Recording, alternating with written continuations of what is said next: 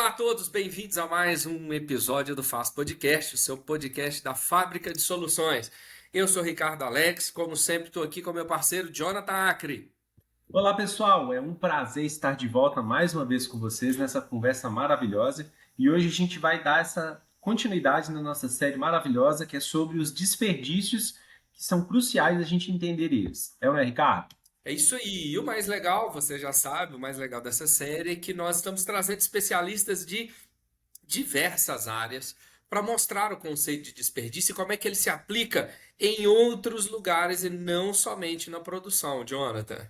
Boa. Pessoal, o nosso convidado vem de uma área que talvez muita gente não saiba que existe, mas tem desperdício também. Hoje ele é diretor de administração e planejamento no IFMG, que é o Instituto Federal, que existem hoje no país inteiro, mas é o Instituto Federal de Minas Gerais. Bacana? É isso aí, Peter! Seja muito bem-vindo ao Faz Podcast. Muito obrigado por aceitar o nosso convite. E aí, cara, vamos começar um pouquinho aqui da nossa conversa. Queria que você se apresentasse, contasse um pouquinho aí da sua trajetória, especialmente onde você está hoje. E vamos embora. Seja bem-vindo, meu amigo. Obrigado, olá, Jonathan, Ricardo, telespectadores aí do canal. Muito obrigado, eu que agradeço pela confiança, o convite. É um prazer estar aqui podendo compartilhar um pouco das minhas experiências com vocês. Então, muito obrigado. Meu Show. nome é Peter, eu trabalho no Instituto Federal de Minas Gerais. O Instituto Federal, como o Jonathan disse, é um instituto, né? A rede federal ela atua em todo o país. E especificamente em Minas Gerais são 5 instituições federais de ensino. Eu atuo em uma delas, que é o IFMG. Primordialmente ele trabalha na região metropolitana e leste de Minas. Eu atuo hoje na escola de Governador Valadares, é um dos 18 campos do Instituto Federal. E como o Jonathan disse, atuo aqui como diretor de administração e planejamento. O meu cargo público é técnico em eletrotécnica, trabalho com a parte de manutenção, a parte de engenharia e projetos na área de elétrica, mas há 5 anos eu atuo como diretor de administração e planejamento, que tem o cuidado, né, dentro da instituição federal de zelar pelos contratos de terceirização, contratos de Uhum. manutenção, obras, expansões, toda aquela parte de bastidores de uma escola em que normalmente as pessoas não veem. Essa parte ela hoje fica comigo e com a minha equipe, né? Nós somos 6 pessoas aqui trabalhando nessa parte. Então, basicamente, hoje atuo nesse segmento, na área de educação, com essa parte de fiscalização de contratos, obras públicas e tudo mais. E aí, assim, é um campo extremamente fértil para encontrarmos desperdícios e poder resolver situações aí sobre eles. Boa, eu já ia falar isso, né? Que o Peter vai ter muita coisa para contar pra gente aí nos bastidores, o que que tá acontecendo, hein, Jonathan? É verdade, vai ter muita coisa para falar. Bom, Peter, vou pedir para você contar um pouquinho também da sua trajetória, porque você não veio direto do IF, né? A gente é amigo já há muito tempo, então, pessoal, conheço um pouquinho da trajetória do Peter. Eu queria que ele contasse um pouquinho como é que foi a trajetória dele para chegar no IF, né? Dá para a gente um overview aí de como é que foi até você chegar no IF, para a gente poder conhecer um pouquinho dos problemas que você já viu e poder compará-los, né, nas duas áreas que você já trabalhou, que não foi só serviço público. Espetáculo. Perfeito. Minha formação, eu sou formado em técnico em eletrotécnica e em técnica eletrônica, pelo Uhum. Senai e pelo Cefet. E em 2005 eu ingressei nessa área no Senai Alvimar Carneiro de Resende, ali no 5. Fui aluno da aprendizagem eletroeletrônica e aí entrei de vez nessa área de elétrica, automação e tudo mais.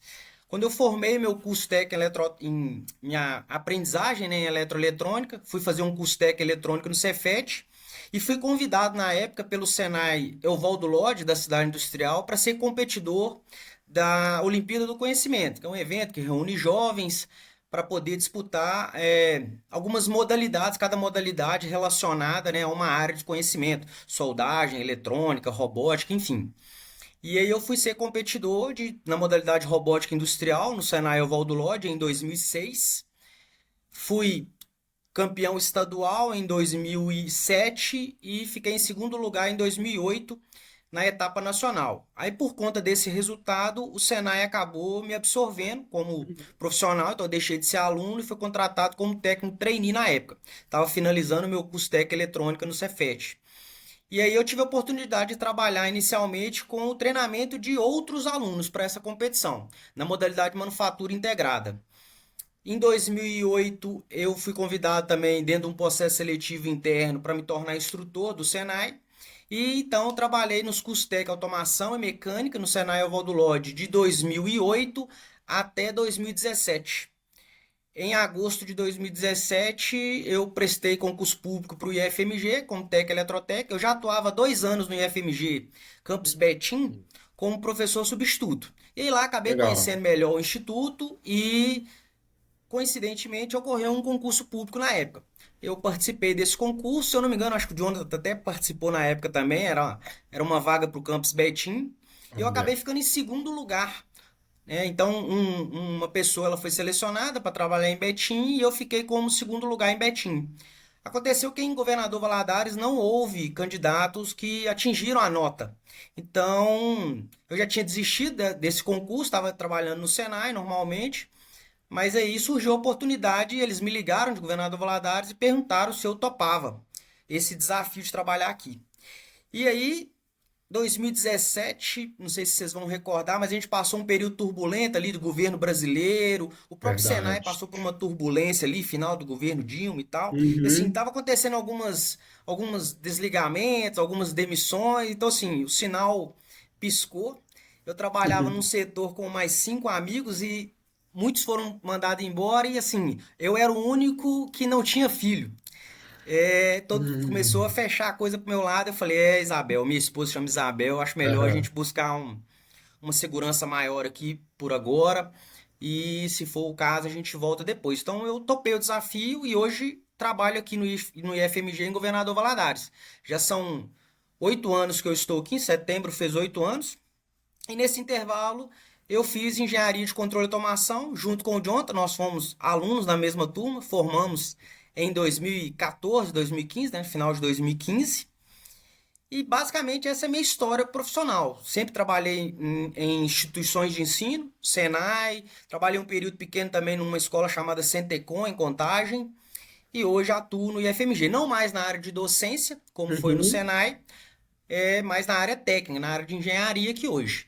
Então, basicamente é isso. Nesse intervalo, Legal. fiz algumas pós-graduações junto com o Jonathan, fiz um mestrado em educação, sempre tentando aprimorar esse lado de atuação em áreas acadêmicas, né? Que eu acho que, apesar de lá no início da minha história querer me enveredar para a área de elétrica, automação, o destino quis que eu fosse para a área de educação. Então já são Eita. aí 18 anos nesses bastidores das escolas.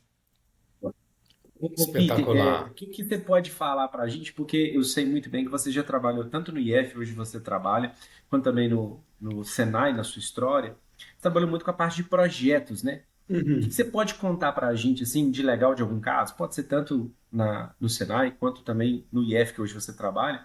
Poderia contar para a gente de legal, de alguma coisa relacionada a algum desperdício, algum problema que você encarou, que gerou, né, algum transtorno? Pode contar para a gente alguma situação inusitada, né? Ricardo, você quer completar também alguma coisa assim? Não, eu acho é justamente isso, né? De da gente tentar trazer para o nosso público esse mundo aí dos desperdícios, né? E é boa essa pergunta do Jonathan. Então, o que que você vivenciou na área de educação? O que que você conseguiu perceber? Porque daqui a pouco eu estou extremamente curioso para saber os desperdícios de hoje. Mas vamos lá. Não, beleza. Eu vou falar primeiro dessa época como docente, né, instrutor no Uhum. Senai.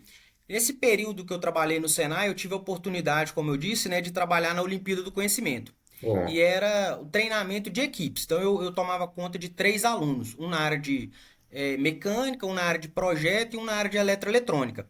E o meu objetivo era conduzir essa equipe para que a gente pudesse desenvolver um projeto para ser apresentado durante a Olimpíada.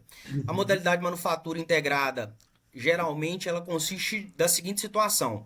Um projeto é dado pelos avaliadores, normalmente é uma máquina. Então, por exemplo, já teve casos, por exemplo, da gente ter que desenvolver um amassador de lata, de ter que desenvolver uma máquina de paletização, desenvolver um triciclo elétrico, lá quando ainda nem se pensava, né, em ter essa explosão de carros elétricos aí como a gente está tendo hoje. Então, sempre vinha um desafio, um projeto, e a gente tinha que desenvolver esse projeto sempre pensando no menor custo possível. Porque Ok. a modalidade de manufatura integrada, ela visa esse viés, né, de desenvolver um produto que seja acessível para a sociedade, para que depois ele possa ser comercializado em larga escala. E aí, nesse objetivo sempre de maximizar, né, os recursos que nós tínhamos, evitando desperdício máximo, a gente tem assim, inúmeras, né, histórias para contar. Eu acho que o maior gargalo dessa parte de recursos que a gente tinha no início era o recurso mais de mão de obra, sabe? Porque a Não. gente tinha os alunos, esses alunos geralmente eram egressos dos cursos técnicos ou de aprendizagem, e a gente Uhum. investia um tempo, né? A escola investia um tempo no treinamento, no aperfeiçoamento desses estudantes. Então eu tinha ali um aluno, por exemplo, que ele estava no segundo semestre do curso técnico automação. Então ele era selecionado para fazer parte da minha equipe e aí, a partir de então, durante meio período, por exemplo, ele estudava de manhã, no período da tarde, a gente bombardeava esse aluno de informações. Então, a gente ensinava ele a trabalhar com software, ensinava ele a trabalhar nas máquinas, assim, um ensino totalmente especializado e diferenciado para que ele pudesse ter um resultado positivo. E o que Uhum. que muitas das vezes acontecia? Esse aluno, ao atingir essas habilidades que ele não tinha só com o curso técnico ou com a aprendizagem, acabava que ele virava um modelo para as empresas. Então, quando ele ia fazer uma entrevista, alguma coisa assim, era muito perceptível o quão diferente ele era dos demais alunos. Então, as empresas acabavam captando ele e Olha aí a gente aí. tinha que começar aquela história toda de Todo o novo. Então, assim, processo. acaba sendo um desperdício de tempo nosso, um É. desperdício de insumos que a gente gastou.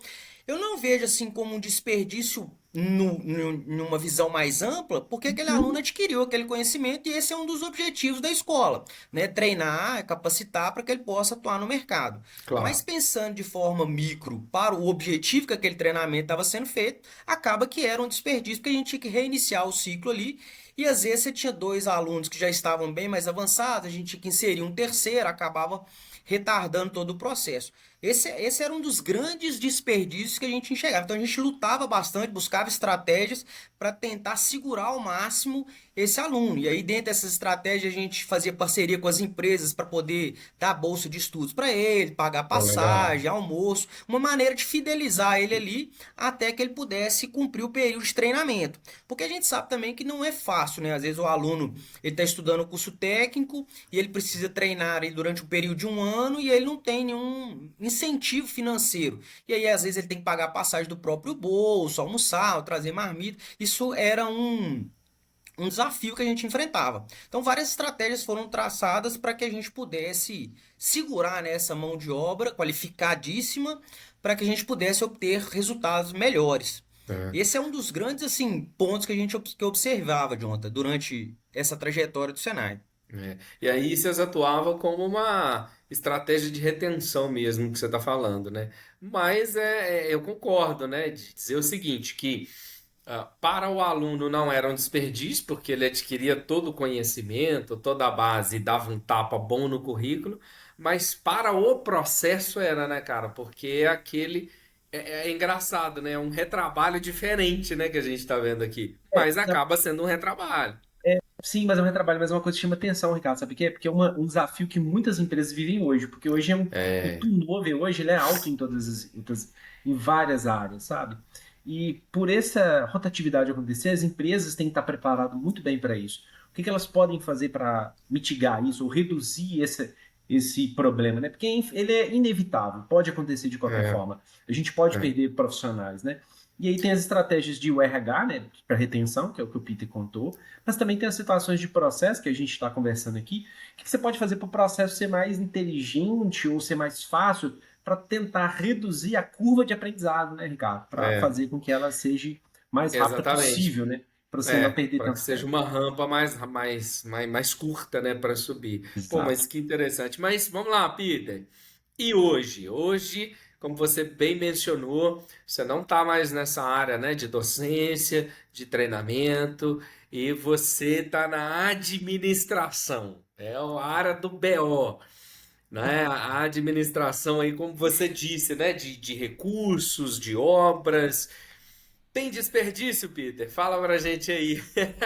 E se você quiser, né, trazer pra gente alguns aqui, talvez alguns que tenham, né, um impacto grande, eu não sei qual é, né, se é um retrabalho, se é uma espera muito grande, as burocracias, mas a grande pergunta é, e aí, na administração hoje, tem desperdício ou não tem? Oh, muito desperdício. Acho que o nosso objetivo como administrador é tentar colocar na balança esse desperdício, minimizando ele o tempo todo, né? O desperdício, eu encaro como, ele não é algo assim que a gente resolve, né? É algo que a gente tem que estar Uhum. monitorando o tempo todo para tentar evitar ao máximo. Sempre haverá, mas basta a gente na gestão ali ficar monitorando ele para que ele seja o mínimo possível, o impacto seja o menor possível. E aí eu atuo na administração e uma administração assim diferenciada, que é a administração pública. E a administração pública ela carrega por sua natureza pública um agravante. Porque um Hum. desperdício dentro da administração pública é um desperdício do pagador de imposto, é um Olha aí. desperdício nosso. Então a sociedade toda paga quando há desperdício dentro da administração pública. Então, assim, a nossa responsabilidade é maior ainda, pois nós estamos trabalhando não como capital privado, não que lá não seja extremamente importante, mas ali você Claro. tem os sócios, acionistas que vão gerenciar. E aqui o nosso acionista é a população brasileira.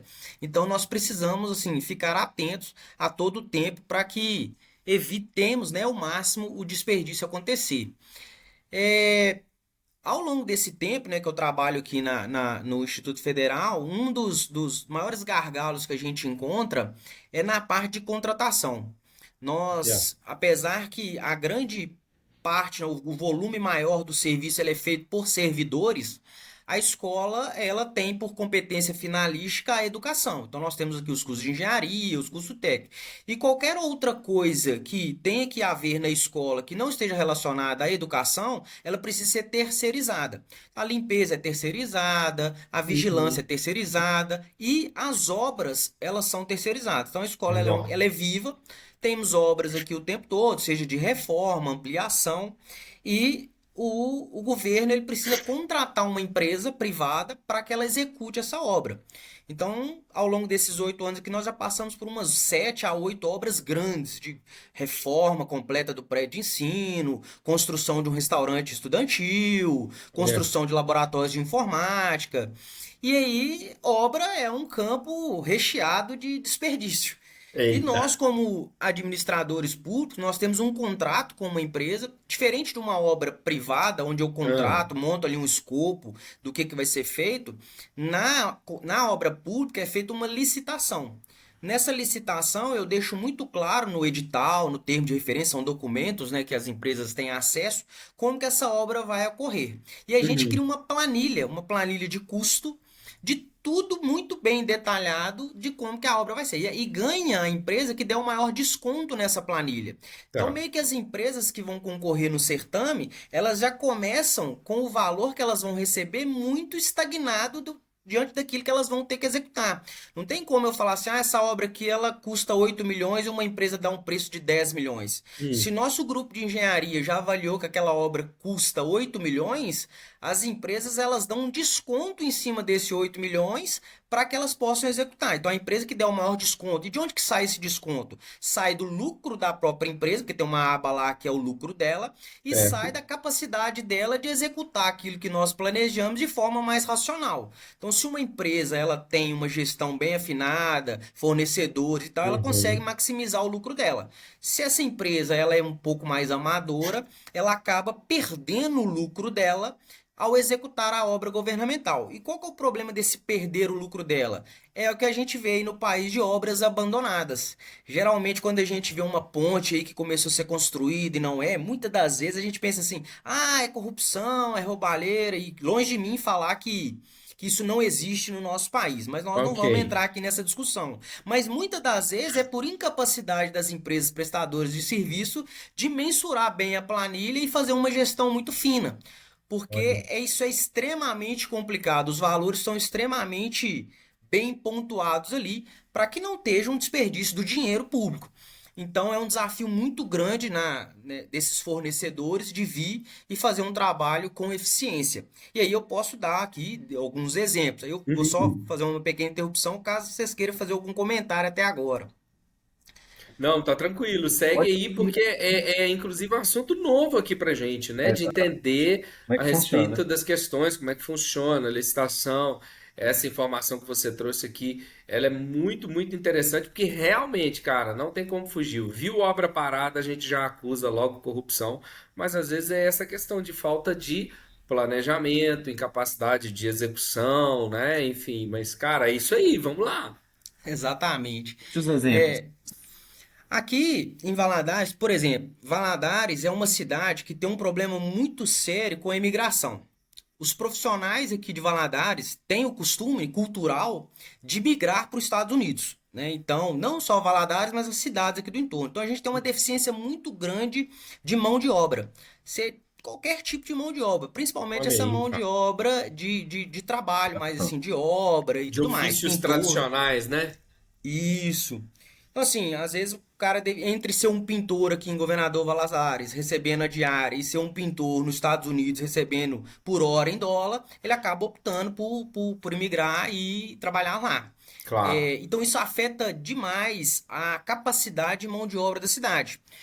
E aí as empresas que vêm trabalhar aqui no campus Governador Valadares sofrem com essa mão de obra e Nossa, às vezes desqualificada, porque quem tem qualificação acabou indo tá para indo outro lugar. embora.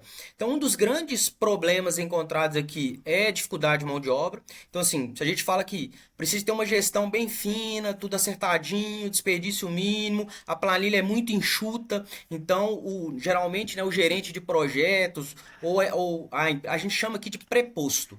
Preposto é o Uhum. responsável da empresa terceirizada por fazer o trâmite com nós do governo. Esse preposto ele tem que andar ali muito bem alinhado. Quando ele tem dificuldade de captação de mão de obra especializada, isso gera um problema. Porque ele começa a perder o controle. Um pintor ele é capaz de pintar quantos metros quadrados por dia? Geralmente o pintor pinta, sei lá, 30, 40 metros quadrados e tal. Quando ele pega mão de obra desqualificada, geralmente ele, primeiro, ele não consegue fazer esse serviço, ou quando faz, esse serviço precisa de retrabalho. Ele precisa ser feito uma, duas, três demãos. Então, há o desperdício de material, o desperdício de tempo. E Claro. dentro da obra pública, como que funciona? Nós não pagamos os profissionais, a gente paga por tarefas. Então, por exemplo, eu tenho numa obra Interessante. aqui 100 metros quadrados de pintura. Tá. Eu pago 100 metros quadrados de pintura. Tem um valor tabelado, que é a planilha Sinap, ela funciona para o Brasil inteiro. Então, o valor do metro quadrado da pintura, epox, por exemplo, ela custa R$ 70.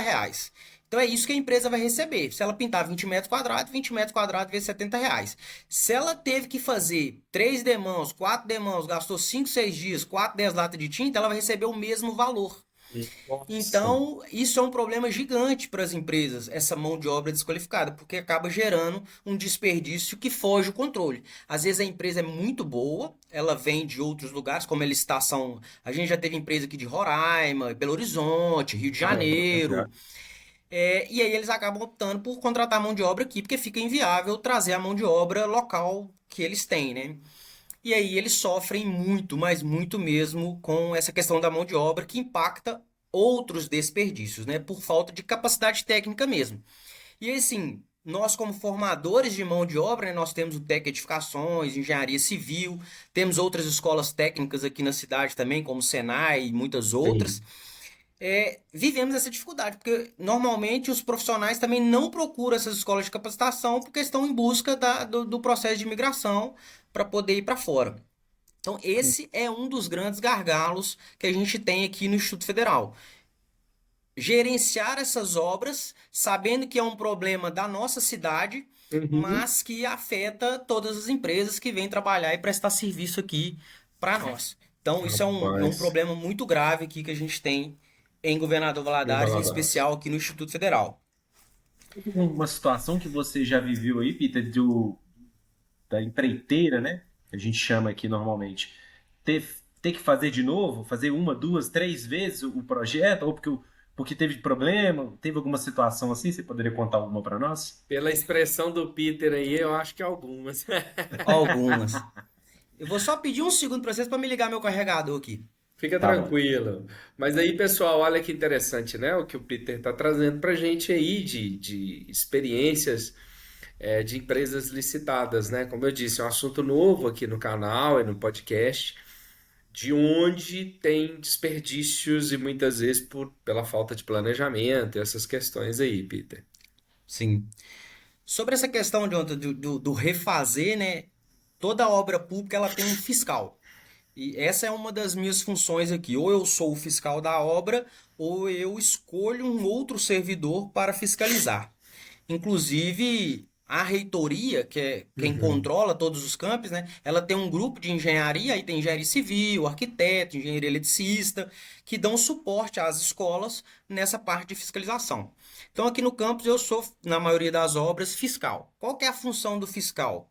Assegurar que a obra está sendo feita e executada dentro do tempo certo, com a qualidade esperada, com os materiais que nós de fato estamos pagando por eles, porque nós sabemos Uhum. que tem empreiteiro honesto, mas também tem muita gente desonesta, então o Claro. remédio para a desonestidade é a fiscalização.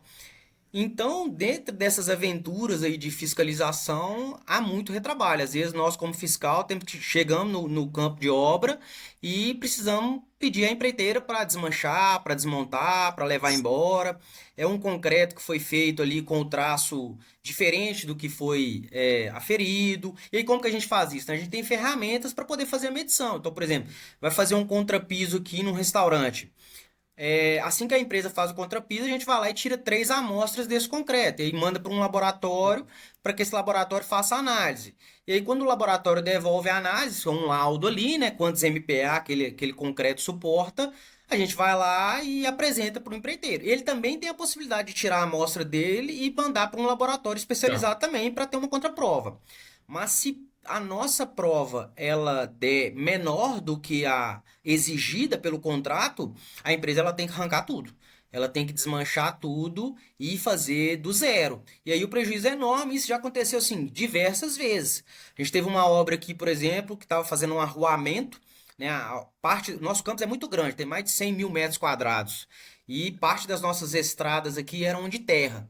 E aí a gente fez a parte de urbanismo, colocou calçamento em tudo e Uhum. fez passeios. E esse passeio foi feito com um traço que não era o traço correto. E aí a gente viu que estava apresentando muitas trincas, muitas anomalias. A gente fala aqui na engenharia civil de patologias, né? E aí, assim, teve que desmanchar, coisa de 1 quilômetro de passeio, teve que ser removido e fazer de novo. Aqueles bloquetes de concreto, né, que coloca ali para fazer o piso. A gente tira de forma aleatória, escolhe uma determinada área de 10 metros quadrados e tira 3 peças ali para fazer um ensaio de resistência. Já aconteceu da gente tirar todas as peças serem reprovadas, Meu Deus. 2 quilômetros de rua ter que ser completamente removido e nem era culpa da empreiteira, era culpa do Do fornecedor. fornecedor. E aí nós entramos com a empresa, porque a nossa negociação é direto com a empresa pegou o nosso laudo e entrou na justiça contra o fornecedor. O fornecedor demorou assim Nossa, uns cara. 3 meses para poder acatar, judicial, mas ele teve que substituir todo o material e ressarcir a empreiteira do serviço que tinha sido executado. Pô, que prejuízo, gente. Para a empresa, houve o prejuízo, mas ela foi ressarcida. Mas para nós, que é o bem público, a gente estava em época de chuva e Nossa. barro e acessar a É. biblioteca, foi um transtorno enorme. E como a gente vê, né? Obra parada. Quem passava na porta da universidade, viu uma placa lá que a data de término da obra era tal mês e já tinha extrapolado Já tinha aquilo e ninguém fica extrapolado. sem entender esses bastidores do porquê que a obra está demorando tanto. Mas é porque a fiscalização interviu e viu que tinha um produto ali de péssima qualidade. Então, assim, é uma função extremamente responsável o servidor público fiscalizar essa questão de obras, porque senão quem vai pagar por isso é a sociedade e inclusive o Claro. próprio servidor, porque ele pode ser responsável caso Pode ele ser não tenha responsabilizado por verificado. isso. Isso. Entendi, entendi. Agora, deixa eu te fazer uma pergunta até curiosa, cara. Assim, porque tá muito nítido pra gente que o prejuízo financeiro ele é gigantesco, né? Você tem que refazer 4 quilômetros de qualquer coisa. E como você disse, é mais comum do que a gente imagina, a gente vê muita obra parada e tal. Assim, percepção mesmo, tá, Peter? Esses caras erram por incompetência pura ou esperando que não vai ter fiscalização, que dá para fazer do jeitinho, assim, eu tô bem curioso, porque assim, é prejuízo, bicho, tá muito claro que é prejuízo, né? Então, será que é Sim. falta total de planejamento e inteligência ou existe uma maldadezinha aí? Qual que é a sua percepção? Existem os dois casos. Nós Hum, já tivemos os dois casos aqui, assim, de forma muito nítida. E, assim, pelo tempo que nós estamos trabalhando nessa área, a gente consegue perceber, assim, com 15 dias que a empresa está trabalhando, se ela é a empresa que veio de um lugar onde o jeitinho era aceito e ela tenta implementar esse jeitinho ah, aqui, ou se a empresa realmente ela tem falta de capacidade de execução. É uma empresa recém-constituída, é uma empresa que às vezes aproveita o acervo técnico de um engenheiro experiente, mas não é esse engenheiro experiente que vai atuar na obra, porque quando vai participar da licitação, eu preciso que um engenheiro responsável técnico assine as hum, planilhas para participar da licitação. Mas não necessariamente esse engenheiro da empresa, ele é o responsável legal pela empresa, ele precisa estar no canteiro de obras. E aí é o que mais acontece. A empresa tem um engenheiro responsável, geralmente é o dono, um sócio, e ela envia um engenheiro menos experiente, um arquiteto menos experiente para as obras. E aí a gente tem um problema de técnica mesmo, de gestão. E aí eu vou tentar apresentar para vocês dois casos aqui de onde um e aconteceu outro. A gente opa, recebeu uma legal. empresa uma vez que ela tinha o costume, ela era do Rio de Janeiro, ela trabalhou por muito tempo com obras ali em Macaé, porque Macaé é um polo petroquímico, tem uma Petrobras grande lá, Sim. mas não só a Petrobras, né? A Petrobras ela cria um cinturão ali de empresas, terceira, construção naval, enfim. E aí ele prestava bastante serviço lá. E quando ele chegou aqui no instituto para trabalhar, a gente percebeu que a qualidade estava muito aquém do que era exigido. E aí a fiscalização começou já desde o início.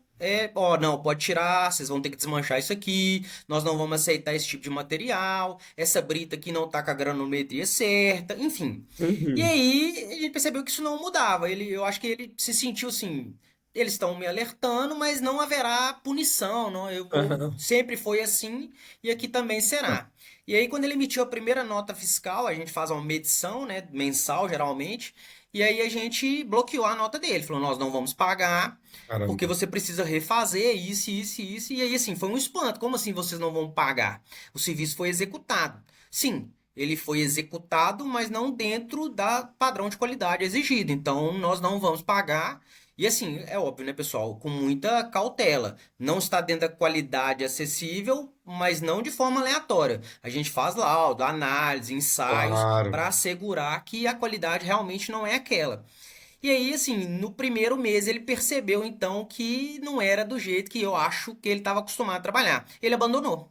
Ele pediu a desistência e saiu da obra, e aí outra empresa teve que ser contratada no certame. Então, assim, a gente percebeu nitidamente que não era um problema técnico, era um problema que ele estava acostumado, ele deu um preço muito baixo para ganhar a licitação, mas eu acredito que é porque ele já estava pensando que iria ganhar subtraindo, né, de forma indevida na qualidade da Uhum. entrega. Mas aí a gente conseguiu identificar rápido e não nem precisou judicializar. Ele mesmo pediu que o contrato fosse de forma unilateral rescindido.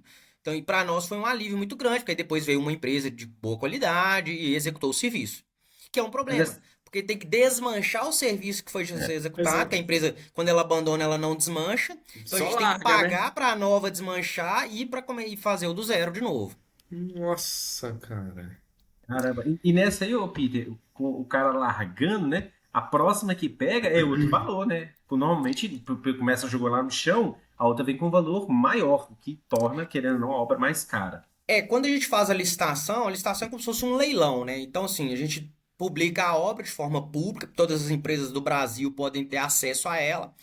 E aí as empresas, por exemplo, dei aquele exemplo do 8 milhões, né? A gente coloca lá que é 8 milhões o valor da obra e elas dão um desconto sobre aquilo. 5%, 3%, 4%. Então a gente tem um ranking Aham.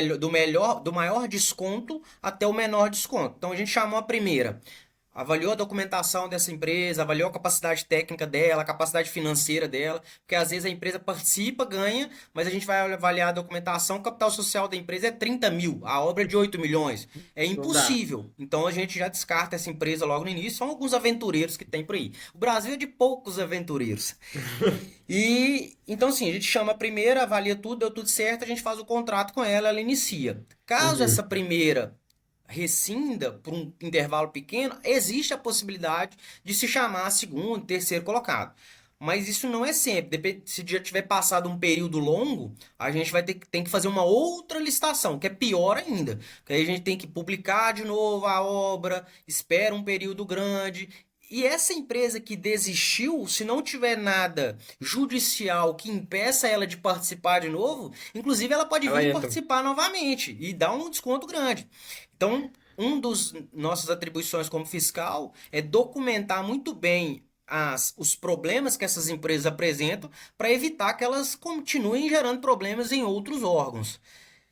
Então, Jonathan, respondendo a sua pergunta, né, chama a segunda colocada e aí é o desconto que ela deu. O desconto é menor do que o da primeira. Então, aí você vai aumentando o valor aí. Só que, além disso, a gente precisa contratar alguém para desfazer o serviço que foi feito. Porque como a empresa abandonou, ou a gente faz isso com força própria, ou a gente tem que fazer um contrato à parte para desmanchar o que foi executado, para aí a nova empresa entrar Começando. e começar do zero. Caramba. É, meus amigos, o negócio aqui não é fácil, não. Eu pensei que eram poucos desperdícios, mas são muitos. Mas, pessoal, nós já vamos para 40 minutos de conversa, o tempo voou, voou, voou. E aquela nossa frase clichê, aqui está mais um exemplo de que nós vamos ter um papo número 2. Vamos ter que ter uma conversa número 2, Peter. Já fica o convite aí, cara, pra gente seguir, né, conversando, porque você trouxe uma perspectiva muito diferente pra gente. Muito, muito, muito. Eu quero te agradecer mesmo. Que conversa incrível, Jonathan. Muito bom mesmo. Dá para perceber, né? O Peter tem uma experiência muito boa nessa parte de projetos hoje. Deu para notar, né, o quanto que é crucial ter bastante um olhar técnico, né, para conseguir executar uma boa obra e mais do que isso, executar bem um projeto. Foi muito interessante perceber e ver, né, uma parte pública, né, que a gente nem conhecia, né, Ricardo? Pois é, Uma cara. parte burocrática até, né, que a gente não percebia, mas que ali mora muitos vilões se não for muito bem percebida. É Muito bom isso. esse papo mesmo. E, Peter, muito obrigado pela sua disponibilidade. Foi fantástico poder conversar com você. E é um amigo de longa data e tem muita, muita boa conversa para a gente poder fazer ainda. E já fica o convite realmente para falarmos outras vezes também. É isso aí, Peter. Obrigado. Queria te dar um espaço para você se despedir aí da galera, deixar suas redes sociais aqui, se você quiser, né? Deixa as redes aí e já fica aquele papo marcado para um segundo momento. Riqueza, beleza. Eu que agradeço vocês e pode ter certeza, pode contar comigo aí para uma próxima conversa, para seja o que for preciso aí para ajudar vocês. Participar de momentos como esse é muito gratificante, né? Poder Legal, compartilhar cara. com as pessoas o nosso conhecimento. E, enfim, desejo sucesso para vocês também nessa caminhada aí, essa construção de conhecimento para a sociedade. Isso é digno de louvor, muito louvável da parte de vocês. Tenho acompanhado o canal de vocês aí e Obrigado. percebido que só tem vindo gente fera. Até fiquei receoso ao receber o convite, que eu falei, meu Deus, o que que eu vou falar? Só vindo profissional aí do Lean e tudo, mas deu tudo certo. Muito obrigado vocês. É, Sobre rede social, tem meu Instagram, mas é algo assim, bem pessoal. Não sou de publicar ali muita coisa da, da, da vida profissional, né? Até por ser Aham. uma vida profissional na parte do governo, né? Mais A gente tem que pública, né? diferenciar bastante ali e tal. É diferente quando a gente tá na privada e divulga o trabalho da gente. Mas é peter.souza no Instagram. E meu LinkedIn também, meu nome, Peter.souza. Às vezes publico algumas coisas lá da área de automação e tal.